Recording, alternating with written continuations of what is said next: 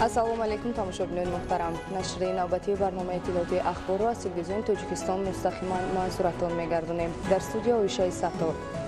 имрӯз асосгузори сулҳу ваҳдати миллӣ пешвои миллат президенти ҷумҳурии Тоҷикистон муҳтарам Эмомалӣ Раҳмон бо президенти ҷумҳурии Ӯзбекистон муҳтарам Шавкат Мирзиёев суҳбати телефонӣ анҷом доданд.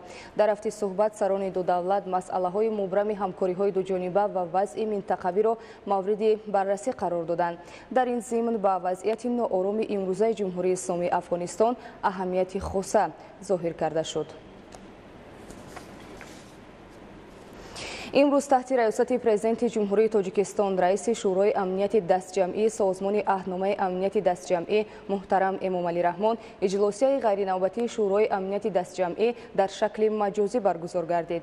Дар кори иҷлосия президенти ҷумҳурии Тоҷикистон раиси шӯрои амнияти дастҷамъии созмони аҳдномаи амнияти дастаҷамъӣ Эмомалӣ Раҳмон, сарвазири ҷумҳурии Арманистон Никол Пашинян, президенти ҷумҳурии Беларус Александр Лукашенко, президенти ҷумҳурии Қазоқистон Қосимжомарт Токаев, президенти ҷумҳурии Қирғизистон Садир Жапаров, президенти Федератсияи Русия Владимир Путин ва дабири кулли созмони аҳдномаи амнияти дастҷамъӣ Станислав Зас иштирок намуданд. Ба ҳайси давлати даъватшуда дар иҷлосия президенти ҷумҳурии Ӯзбекистон Шавкат Мирзиёев иштирок намуд. аъзои шӯрои амнияти дастҷамъӣ оид ба вазъ дар Афғонистон ва таъсири он ба амнияти кишварҳои узви созмони аҳдномаи амнияти дастҷамъӣ мубодилаи ҳамаҷонибаи афкор намуданд.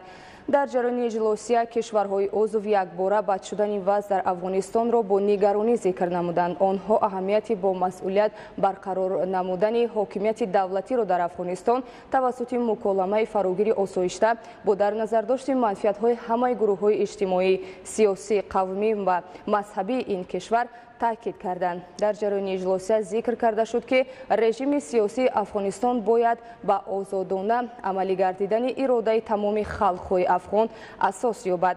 ба ҳисобгирии қатъӣ, кафолат ва ҳифзи манфиатҳои иҷтимоию сиёсии ҳамаи табақаҳои ҷомеа барои устувории дилхоҳ ҳукумати Афғонистон аҳамияти ҳалкунанда дорад. бо назардошти зуҳури афзояндаи ҷангҷӯёни созмонҳои байналмилалии террористӣ дар Афғонистон ки ин кишварро ҳамчун макони эҳтиётӣ барои таъсиси нуқтаҳои такягоҳӣ ҷиҳати фаъолияти минбаъда ва ғасби иҷбории худ истифода мебаранд, кишварҳои узви созмони аҳдномаи амнияти дастҷамъӣ аҳд намуданд ки барои рушди ҳамкорӣ дар мубориза бо чолишҳо ва таҳдидҳое ки аз қаламрави Афғонистон сар мезананд кӯшишҳои иловагӣ ба харҷ диҳанд. барои суръат бахшидан ба кори қабули барномаи мақсадноки байнидавлатӣ оид ба таҳкими бахшҳои сарҳади Тоҷикистон ва Афғонистон ки Тоҷикистон дар доираи созмони аҳдномаи амнияти дастҷамъӣ пешниҳод кардааст, тавофуқ ҳосил шуд. аъзои шӯрои амнияти дастҷамъӣ ба мувофиқа расиданд ки табодули афкор дар бораи вазъият дар Афғонистон 16 сентябр дар душанбе дар нишасти қарибулвуқӯи созмони аҳдномаи амнияти дастҷамъӣ идома меёбад.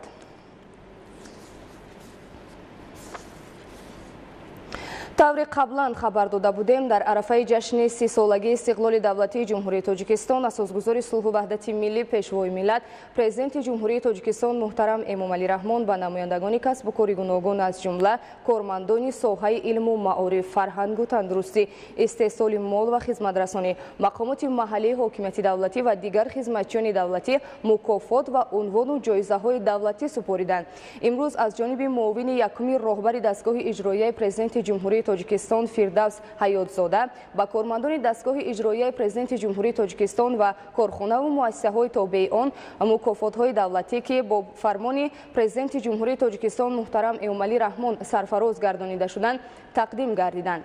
дар маҷмӯъ ба 4 нафар медали хизмати шоиста, 2 нафар медали шафқат, 5 нафар медали ҷашни 30-солагии истиқлолияти давлатии ҷумҳурии Тоҷикистон, 3 нафар ифтихорномаи ҷумҳурии Тоҷикистон, 4 нафар ифтихорнома ва ба 35 нафар раҳматномаи дастгоҳи иҷроияи президенти ҷумҳурии Тоҷикистон супорида шуд. мавриди зикр аст ки дар даврони соҳибистиқлолӣ ҳукумати ҷумҳурии Тоҷикистон хизмату талошҳои содиқонаи ҳар фарди худогоҳу худшиноси ватанро қадршиносӣ карда пайваста дастгирӣ менамояд. дар вазъияти тантанавӣ сарфароз гардонидани кормандони фаъоли дастгоҳи иҷроияи президенти ҷумҳурии Тоҷикистон ва корхонаву муассисаҳои тобеи он бо мукофотҳои давлатӣ ва ифтихорномаву раҳматномаи дастгоҳи иҷроияи президенти ҷумҳурии Тоҷикистон собитгари ҳамин аст. созмони ҳамкории шанхай яке аз бонуфузтарин созмонҳо ба ҳисоб рафта, бо васеъ шудани ҷуғрофияи муносибатҳо нуфузаш тадриҷан баланд мешавад. Созмони ҳамкории шанхай аз давлатҳои узви комилҳуқуқ, нозир ва шарики муколама иборат мебошад. соли 2021 нишасти шӯрои сарони давлатҳои узви созмони ҳамкории шанхай дар шаҳри Душанбе баргузор мегардад. мавзӯро Наврӯзшоҳи Азизулло пайгирӣ намудааст. иштироки фаъоли ҷумҳурии Тоҷикистон дар созмони ҳамкории Шанхай ҳадафи таҳкими муносибатҳои неки ҳамсоягӣ, равобити боэътимод ва дӯстона дар байни давлатҳои аъзо ва нозири созмони мазкур, инчунин таъмини амнияту оромӣ ва рушди устувори иқтисодӣ дар минтақаро пайгирӣ мекунад. омадааст дар консепсияи сиёсати хориҷии ҷумҳурии Тоҷикистон. эътимоди тарафайн, дӯстӣ ва ҳамсоягии нек, ҳифз ва таҳкими сулҳ, муқовимати муштарак бо терроризм, сепаратизм ва экстремизм дар ҳама гуна зуҳуроти онҳо, мусоидати ҳамаҷониба ба рушди иқтисодӣ, иҷтимоӣ ва фарҳангӣ дар минтақа, дастгирӣ ва рушди муносибатҳо бо дигар давлатҳо ва созмонҳои байналмилалӣ аз ҳадафҳои асосии фаъолияти созмони ҳамкории Шанхай бармеояд. созмони ҳамкории Шанхай соли 2001 таъсис ёфтааст. موقع تاجیکستان در سازمان همکاری شانگهای در 20 سال فعالیت یکی از موقعیت‌های کلیدی بود و جمهوری تاجیکستان در عملی کردن برنامه‌های همین سازمان و در عمل تطبیق کردن هدف‌های گذاشته شده سازمان در همه مسائل بود، هم مسائل سرحدی، هم مسائل امنیتی و هم مسائل اقتصادی که سازمان گذاشته بود کوشش‌های زیاد کرد و موقع بسیار خوبی را صاحب است. имсол нишасти шӯрои сарони давлатҳои узви созмони ҳамкориҳои Шанхай дар шаҳри Душанбе таҳти раёсати Тоҷикистон мегузарад. созмони ҳамкории Шанхай аз давлатҳои узви комилҳуқуқ, давлатҳои нозир ва шарики муколама иборат мебошад. аз ҷиҳати ҷуғрофӣ тавсея ёфтани созмон ба баланд шудани нуфузи он дар сатҳи ҷаҳонӣ мусоидат намудааст. سازمان همکاری شانگهای 20مین سالگرد خود را قید میکند و خوشبختانه این جلسه در یک سطح بلند در کشور ما برگزار میگردد. با شرافت این جلسه سران کشورهای ابرقدرت جهان و منطقه به تاجیکستان تشریف می‌آورند که این نفوذ تاجیکستان را کشور ما را در عرصه بین الخلقی باز هم بالاتر می‌بردارد. дар 20 соли фаъолият созмони ҳамкориҳои Шанхай ба платформаи муваффақи ҳамкории бисёрсоҳавӣ табдил ёфт ва нуфузи худро дар арсаи байналмилалӣ тадриҷан баланд мебардорад. Тоҷикистон чун давлати соҳиби истиқлол ва узви комилҳуқуқи созмон дар тасмимгириҳои асосии он нақши муҳим дорад. моҳи сентябри соли 2021 сарони давлатҳои созмони ҳамкориҳои Шанхай дар шаҳри Душанбе ба ҳам меоянд. дар ин тадбири муҳим ки ба 20-умин солгарди таъсисёбии созмон ё ҷаласаи ҷашнии он рост меояд, аз фаъолияти 20-сола натиҷагирӣ ва самти кори минбаъдаи он бо назардошти эҳтироми ҳамдигарӣ мушаххас карда мешавад. اهمیت این جلسه برای تاجیکستان به نهایت مهم می باشد و در این جلسه مسائل های از نگاه سیاسی و اقتصادی و هم مسائل های امنیتی مطرح خواهند شد در آینده و برای رشد کشورهای هم منطقه و هم جهان بسیار مهم می باشند.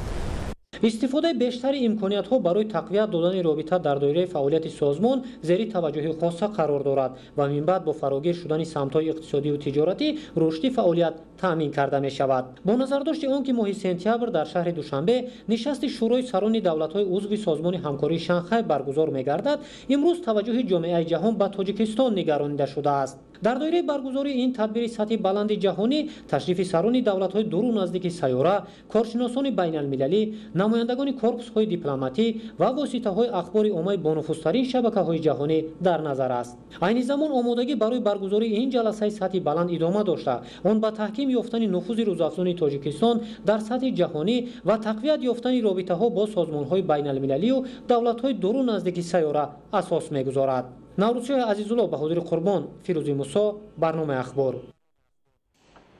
идомаи барнома. бинобар дар сатҳи баланди меъморӣ ва ҷавобгӯ ба меъёрҳои байналмилалӣ муҳайё намудани шароити таълим дар биноҳои таълимию устохонаҳои таҷрибаи истеҳсолӣ ва хобгоҳу ошхонаи муассисаи давлатии таълимии литсеи касбии саноати кишоварзии ноҳияи Шаҳристон таъмир карда шуданд. ин омил ба беҳтар шудани сифати таълиму тарбия заминаи асосӣ мегузорад. гузориши Мазбут Бобозода аз ноҳияи Шаҳристон.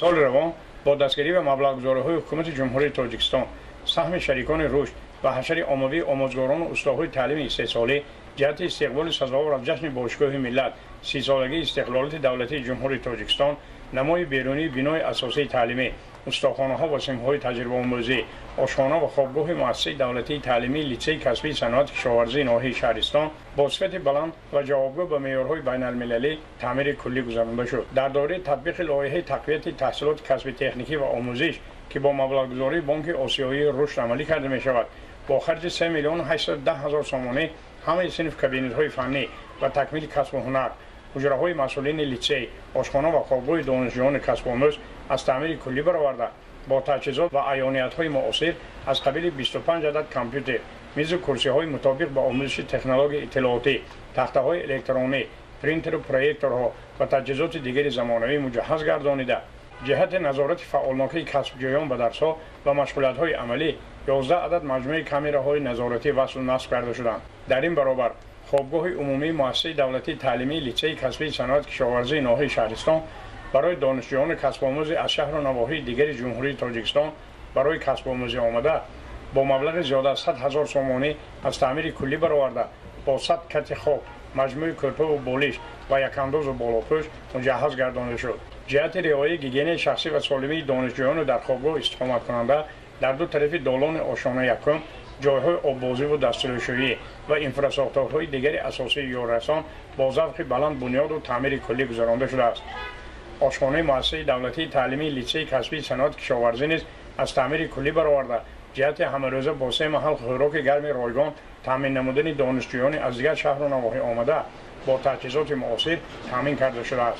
ذکر به مورد است که طفل غمخوری‌های پیوسته و عملی شوی سیاسی معارف پرورانه راهبریت عالی حکومت جمهوری تاجیکستان امروز مؤسسه دولتی تعلیمی لیسه کسبی صنعت کشاورزی ناحیه شهرستان دارای پایگاه مستحکم تکنیکی کشاورزی گردید.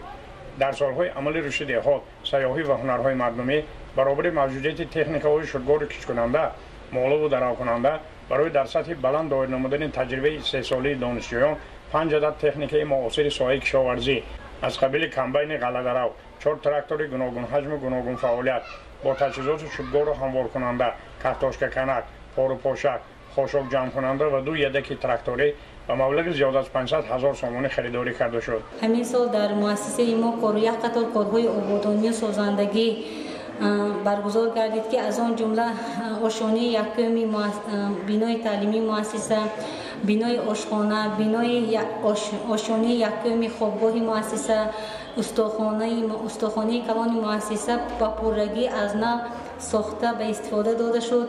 در همه اتاق‌های کاری صنفخانه‌ها با پررگی تمام تجهیزات‌هایش مجهز گردانده شد. بنابر در سطح بلند معیاری و جوابگو به استانداردهای بین‌المللی تعمیر کلی گردیدن بناهای تعلیمی، استخوانه‌های تجربه 3 ساله و خوابگاه و آشخانه مؤسسه دولتی تعلیمی لیسه کسبی صنعت کشاورزی ناحیه شهرستان وزارت مهنت، مهاجرت و شغل اهالی جمهوری تاجیکستان ضرور دانست که مشورت اوگوستی راهبران و آموزگاران با استادهای تعلیم استحصالی لیسه‌های در شهر و نواحی ولایت سول موجود بوده در این کاشانه نمونوی دایر کرده شود. پیش از آغاز مشورت منطقوی در خص تازه بنیاد فرهنگ ناحیه شهرستان، راهبران و متخصصان و آموزگاران و استادهای تعلیم استحصالی 22 مؤسسه دولتی تعلیمی لیسه‌های کسبی تکنیکی شهر و نواحی ولایت سول تعمیر کلی نمای بیرونی بنای اساسی تعلیمی، استخوانه‌ها و صنف‌های تجربه آموزی، آشخانه و خوابگاه مؤسسه دولتی تعلیمی لیسه کسبی صنعت کشاورزی ناحیه شهرستان را با ذوق تماشا کرده و مهنت حلال ساختمانچیان و بناکاران، استادهای تعلیمی 3 ساله و آموزگاران و کسب‌جویان بهای مناسب دادند. مضبوط بابازاده از ناحیه شهرستان برای برنامه اخبار. در ناحیه تیمورملک ولایت ختلان با مقصد با تیاری خوب آغاز نمودن سال نو تحصیل مکتب‌های ناحیه پوره از تعمیر برآورده شدند. این امکانیت می‌دهد که سطح و صفت تعلیم و تربیت در مکتب‌ها بهتر گردیده خوانندگان در شرایط مساعد به تحصیل فرا گرفته شوند. گزارش خبرنگاران ما در این خصوص تهیه شده است.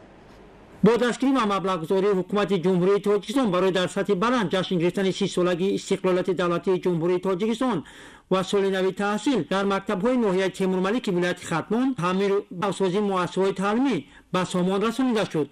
با این مقصد با دستگیری پدر و مادران و شخصان سخاوت پیشه برای تعمیر و تجهیز مکتب‌ها زیاده از 150,000 سومانی جدا گردیده است. در ناحیه 51 مؤسسه تحصیلات اونیانه عمومی فعالیت دارد.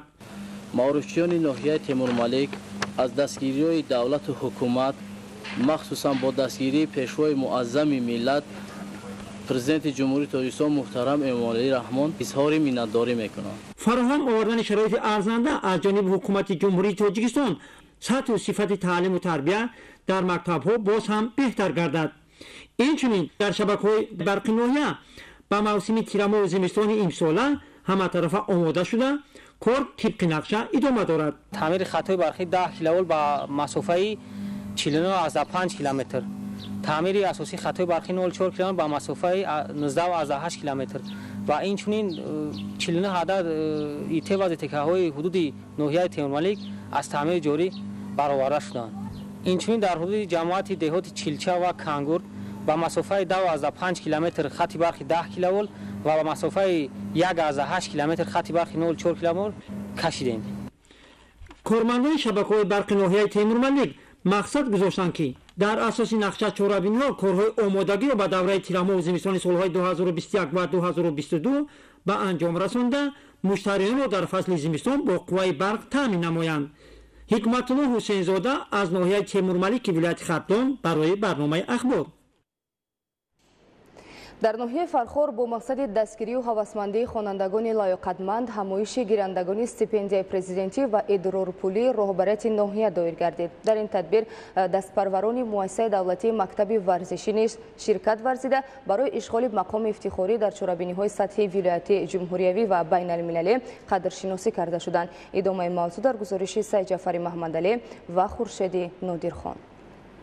در ناحیه فرخار در برابر استیپندیای پرزیدنتی تا سال 2016 از جانب رهبران تشکیلات و مؤسسه صاحبکاران و مسئولین مقامات اجرایی حکومت دولتی برای خوانندگان لایقتمند ادرارپولی مقرر گردیده بود. در اساس تطبیق سیاست معارف پرورانه اساسدار صلح و وحدت ملی پیشوای ملت پرزیدنت جمهوری تاجیکستان محترم امامعلی رحمان این اقدام با تشبث مقامات اجرایی حکومت دولتی و بخش کار با جوانان و ورزش ناحیه سال روان از نو راه اندازی گردیده. این زمان بیش از 40 نفر خوانندگان مؤسسه‌های تعلیمی گیرنده استیپندیای رهبریت ناحیه و 5 نفر برنده استیپندیای پرزیدنتی میباشند. برای هوسمندی آموزگاران و خوانندگان این نوبت همایش گیرندگان استیپندیای پرزیدنتی و رهبریت ناحیه در عرفه سال نو خوانش دایر گردید. در دایره نقشه چهاربینی بخش کار با جوانان و ورزش ناحیه در عرفه سال خوانش 2021-2022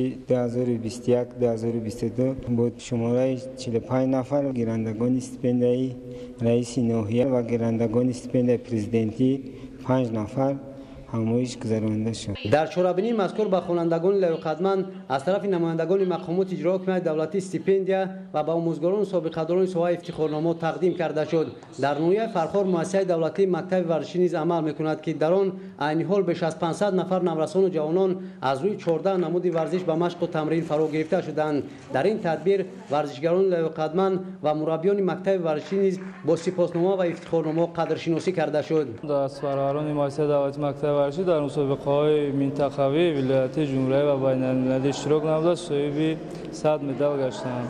از آن جمله 29 مدال طلا، 28 مدال نقره، 43 مدال برنج را به دست آوردند.